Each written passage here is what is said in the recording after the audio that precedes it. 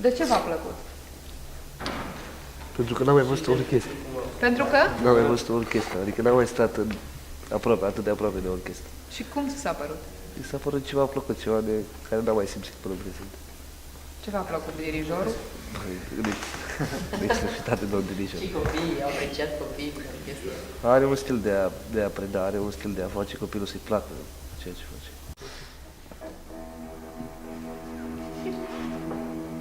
A treia, a patra, a cincea. Așa. Bagă. Mai legat puțin. Așa, așa. Legat. Așa, așa. Leagă, leagă, legat, nu nervos, legat. Așa. Mai legat, nu țepa nimic. Legat, legatisim, legatisim. Una, două, legat.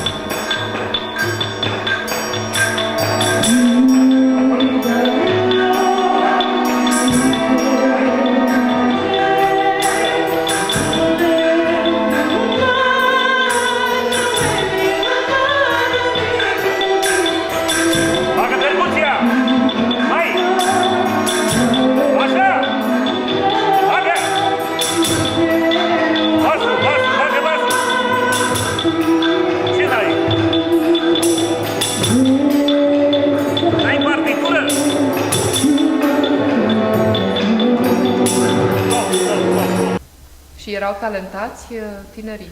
Da, chiar era talentați. V-ar fi plăcut, asta e o întrebare degeaba, v-ar fi plăcut să fi fost în locul lor? Deja m-am pus în locul lor și nu mă puteam vedea acolo. Deja că eu sunt în partea cealaltă. Dar de ce nu te-ai putea vedea aici? Nu m-aș putea vedea, pentru că să ajungi aici trebuie să faci de mic, să lucrezi de mic, de o vârstă fragilă și noi deja am depășit acel stagiu. Dar pe tine cine te-a învățat să cânti la acordeon? Am învățat în familie, De mic. de mic. Dar n-ai exersat îndeajuns? N-am exersat.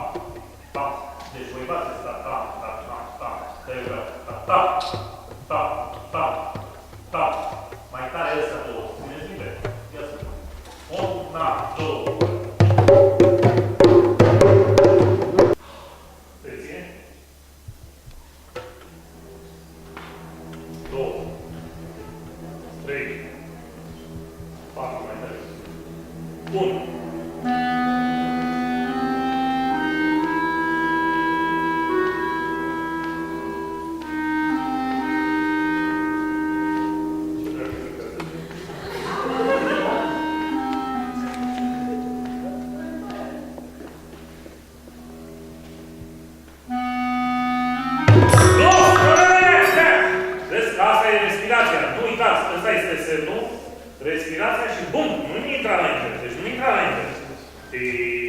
Ta, ta, ta, pa, pa, pa, pa. Deci încă o dată face numai așa, să auzi cum cântă el. Deci ta, ta, ta, pa, pa, pa. Numai o măsură înainte. Da? Păi nu mai intra, nu mai intra. Nu, așa de puțin, nu mai intra, nu mai intra. Nu intra. Atenție! Iar cineva nu intrați înainte. Deci mai chiar cum este. Ta, ta, ta, pa.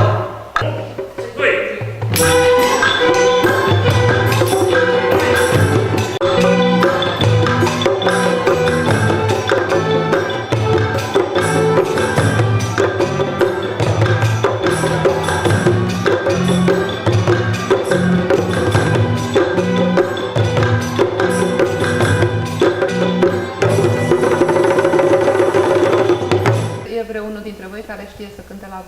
instrument? Nu? În afară de tine la acordeon, vreau să zic. Adică altceva în afară de darabana asta.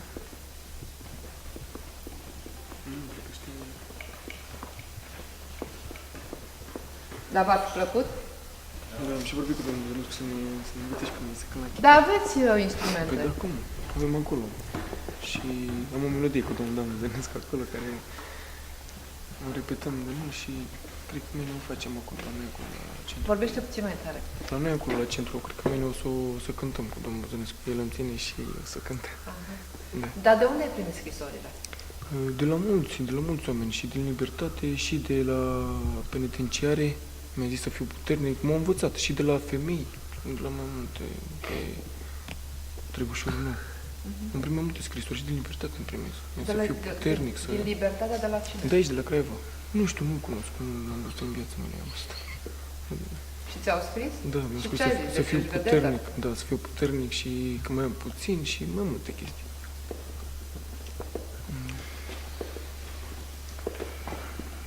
Știți de ce repet? N-ați fost atenți la mine. N-ați fost atenți la mine. 131. 131.